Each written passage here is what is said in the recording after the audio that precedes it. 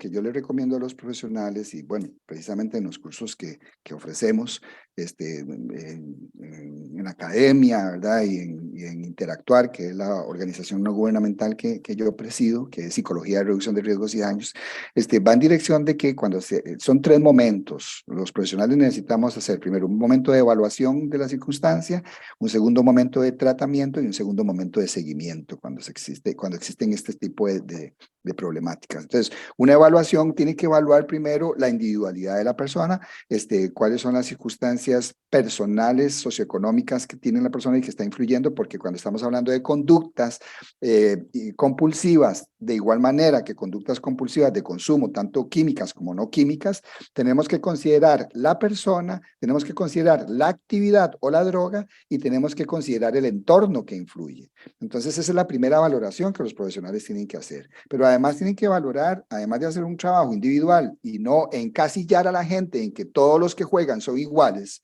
o que todos los que ven pornografía son iguales, o que todos los que compran por internet compulsivamente son iguales, sino es trabajar los elementos individuales. Pero además de eso, hay que ver los elementos motivacionales, hay que valorar los elementos motivacionales. Unas personas están más motivadas a cambiar estas conductas que otras, dependiendo de si ven que es problemático o no problemático, o que haya consecuencias negativas de su conducta. Y por otro lado, la comorbilidad. La comorbilidad es cuando tenemos una conducta compulsiva más otro trastorno adjunto, como por ejemplo tenemos una depresión, tenemos qué sé yo, un comportamiento negativista desafiante en una persona menor de edad, un trastorno de ansiedad, una manifestación de espectro autista. O sea, esto complejiza más la situación, ¿verdad? Porque hay que tratar los 2 temas, y ahí es donde vamos al segundo momento. Entonces el profesional tiene que tratar los 2 temas. No puede tratar un tema sin ver el otro, porque son disparadores conjuntos, ¿verdad? Y luego dar un seguimiento al proceso de las técnicas que hayan funcionado según la complejidad del caso. Entonces, esas son como recomendaciones generales que tenemos para los profesionales. Las familias necesitan estar conscientes que cuando hay este tipo de conductas, normalmente se van a afectar algunos elementos básicos del funcionamiento de la dinámica. Por ejemplo, se puede afectar la autoridad. Hay muchos choques, ¿verdad? Porque entonces el chico quiere seguir jugando y mamá tiene que imponerse, o papá tiene que imponerse, o el chico quiere entrar a tales horas, o quiere hacer tales compras, ¿verdad? Y entonces hay una dificultad de autoridad, o se le da cierta capacidad límite de uso económico y se exagera en los gastos económicos, ¿verdad? Entonces, el tema de la autoridad es importante por los conflictos que se producen. Luego, el tema de la comunicación es otro de los elementos que los familiares tienen que saber que siempre va a estar afectado en este tipo de relaciones. En términos de que tenemos que buscar esa comunicación que estoy hablando, en términos de que sea una comunicación sabiendo que los padres somos los mayores también. Eso no significa que tengamos toda la verdad, sino que la verdad tiene que estar construida con los hijos también, porque ellos forman parte del hogar. No es solamente una imposición vertical en la que yo le digo qué es lo que tienen que hacer desde unas relaciones de poder que se asemejan y repiten las relaciones de poder patriarcales, ¿verdad? Que esto es muy, muy común en las familias en general. Y por otro lado, la afectividad se ve porque entonces cuando un hijo tiene una conducta repetitiva que digamos que me incomoda, que me frustra, porque está dedicando mucho tiempo al celular y entonces o está dedicando mucho tiempo al Facebook, ¿verdad? O al Instagram, porque ahora las personas menores de edad lo que usan es el Instagram, ahora los dinosaurios nos quedamos en Facebook, ¿verdad? Entonces esas dificultades de no recibir una respuesta satisfactoria a mis demandas como padre o como madre, afecta mi relación con mis hijos desde el afecto, ¿verdad? Porque no está cumpliendo lo que yo espero de él y entonces evidentemente esto obstaculiza las relaciones afectivas. Por otro lado, considerando estos 3 elementos que acabo de nombrar, ¿verdad? La familia tiene que saber que es importantísima en el soporte del cambio, ¿ok?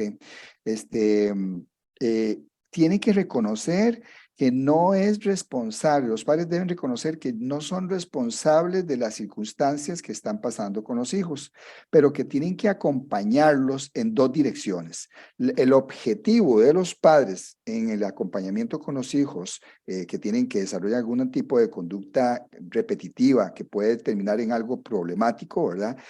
Tiene que ver con que todo lo que yo haga alrededor de mi hijo, tengo que hacerlo pensando en que estoy ayudándolo a ser cada vez más autónomo, aunque sea una persona menor de edad. Y recordemos del concepto de autonomía en crecimiento, ¿verdad? Que es un concepto que se utiliza con las personas menores de edad, autonomía en desarrollo, ¿verdad? Pero también el otro concepto es ayudarlo a ser responsable de su existencia, porque ese es el acompañamiento que tenemos que tener. Si yo no estoy claro en que esto, entonces termino repitiendo patrones facilitadores, patrones en los que lo mantengo en una zona de confort sin entrar en ningún conflicto, ¿verdad? Y entonces ahí es donde nacen los ninis, ¿verdad? Ni trabaja ni estudia porque están siempre en una zona de confort donde papá y mamá le dan todo y entonces el chico no tiene que esforzarse mucho por cambiar estas circunstancias, ¿verdad?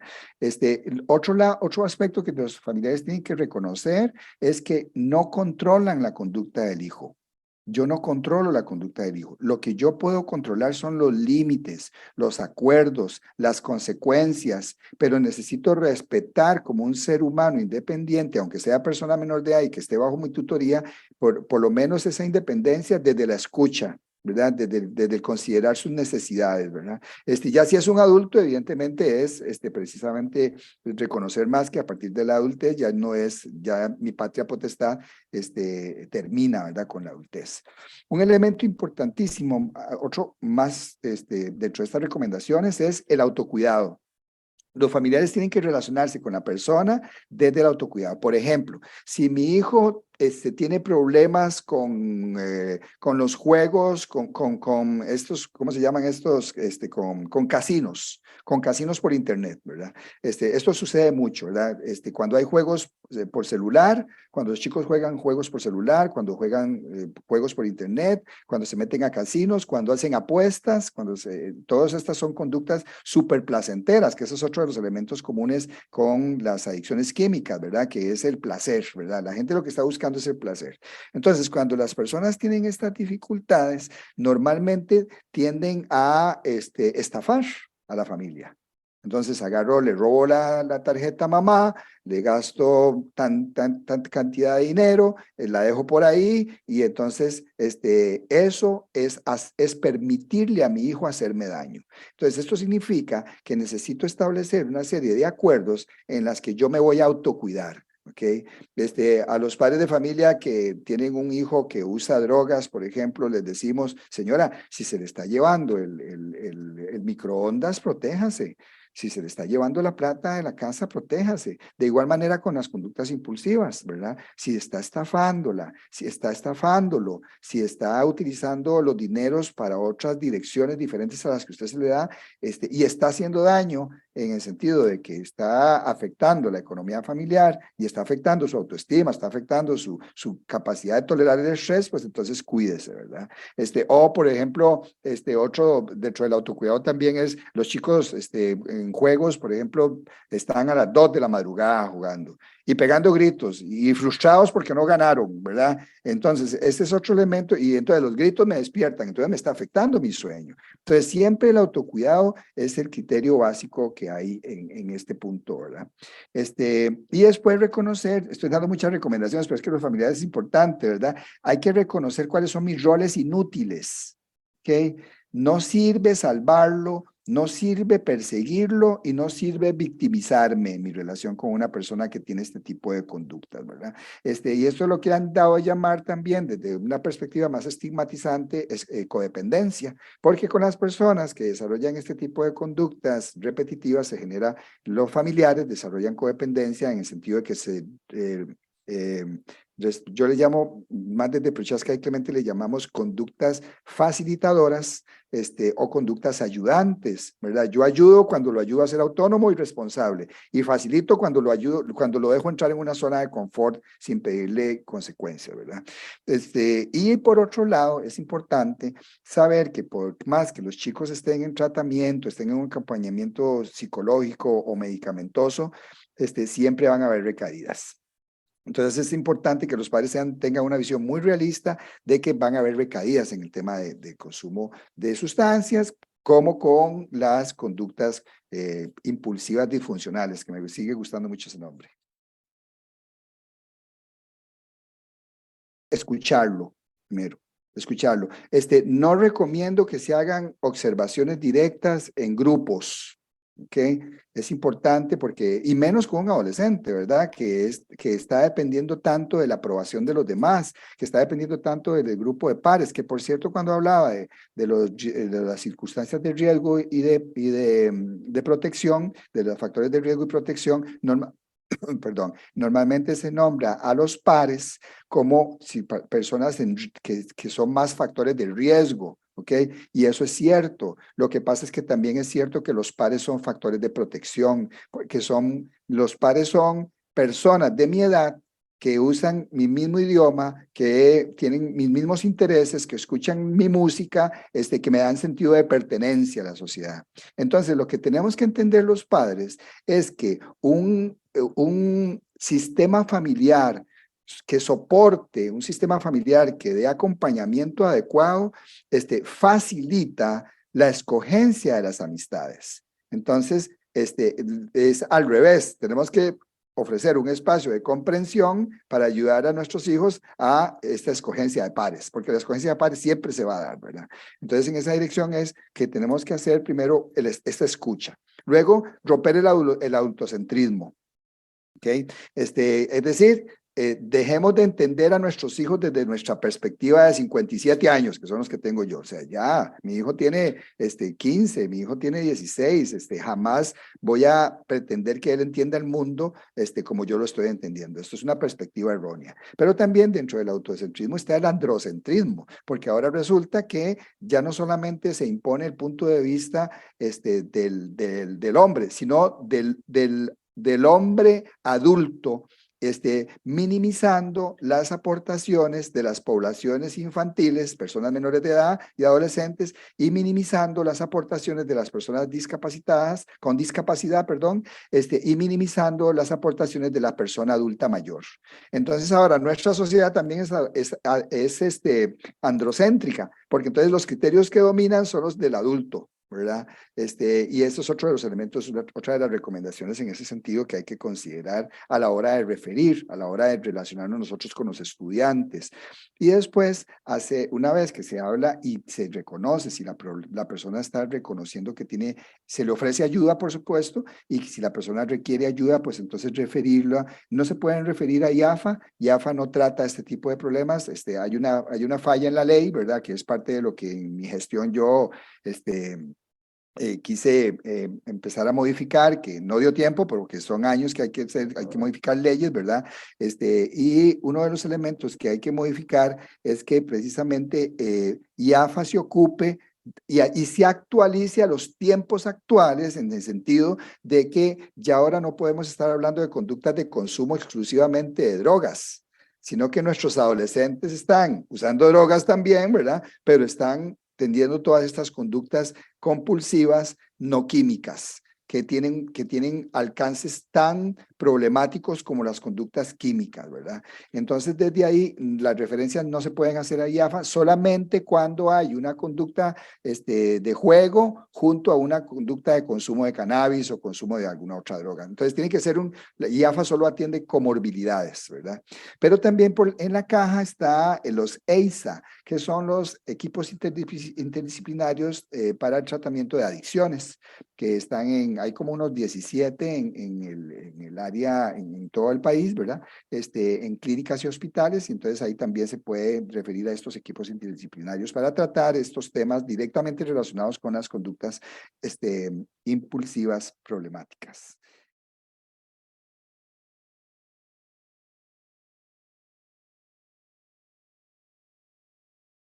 cualquier fenómeno humano, ¿verdad?